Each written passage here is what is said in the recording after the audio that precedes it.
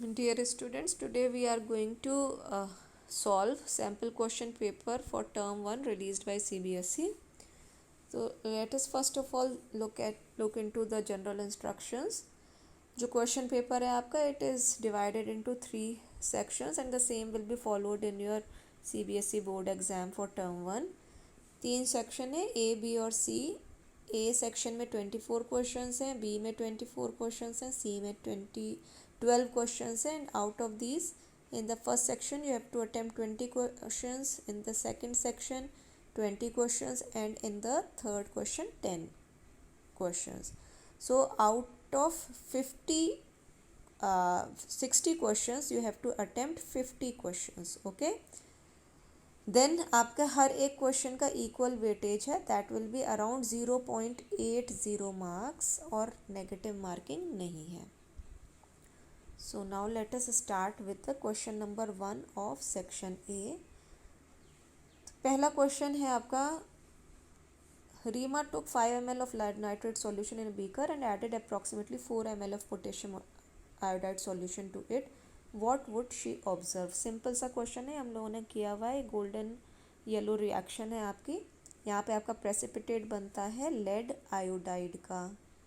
Okay, and this precipitate is yellow in color, so the answer is first का B option for the first question.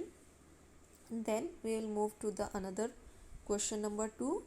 Question number 2 में है आपका एक experiment दे रखा है. We have already done this. इसमें this is asked that which gas is being evolved over here. Here you can see some gas bubbles are there और कुछ एक गैस evolve हो रही है. So answer, correct answer is hydrogen. आप इसको जब चेक कर रहे हैं, जब बर्निंग कैंडल को लेकर के जा रहे हैं बबल्स के पास, so a pop sound is observed. So the gas which is released over here is hydrogen. Okay, now let us move to the another question.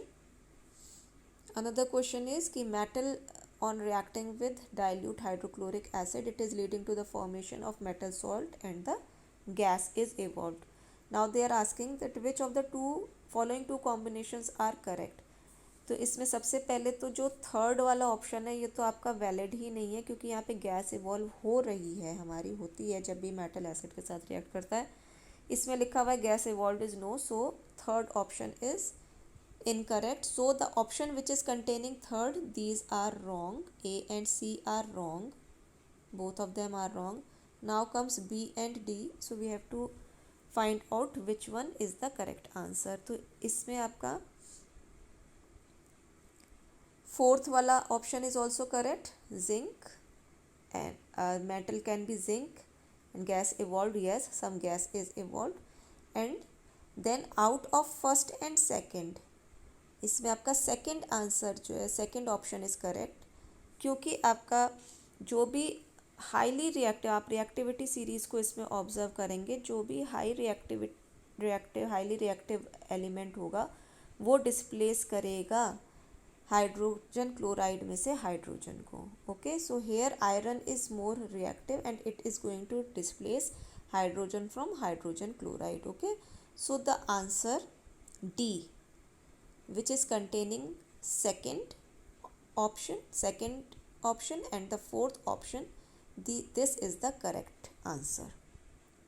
Okay, so what you have to look into this, the reactivity series आपको follow करनी है और उसमें आपको देखना है कि कौन सा मेटल आपका हाइड्रोजन के ऊपर है, कौन से मेटल्स आपके हाइड्रोजन के नीचे है, and accordingly you have to answer. Now comes question number 4. Question number 4 में आपको बैलेंस्ड इक्वेशन फाइंड आउट करनी है. सो सबसे पहली इक्वेशन तो इट इज़ नॉट बैलेंस्ड, क्योंकि यहाँ पे 3 एटम्स हैं आपके आयरन के, यहाँ पे आपका एक ही एटम है रिएक्टेंट में. देन अगर मैं सी और डी को भी देखूँ तो यहाँ पे आपका in the product 4 atoms of oxygen are there, and in the reactants here you can find out only 1 atom of oxygen.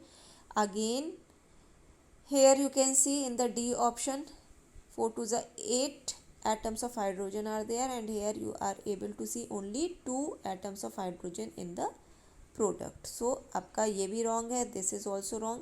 only the B option should be correct, and let us see whether it is correct or not. So 3Fe in the reactants, 3Fe in the products, 8 hydrogen and 8 hydrogen in the product, 4 oxygen in the reactant and 4 oxygen in the product. Okay, so the correct answer will be B in this case.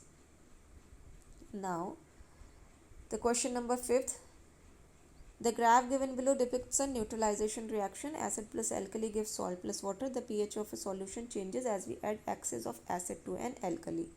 Which letter denotes the area of the graph where both acid and salt are present? So you can just see here,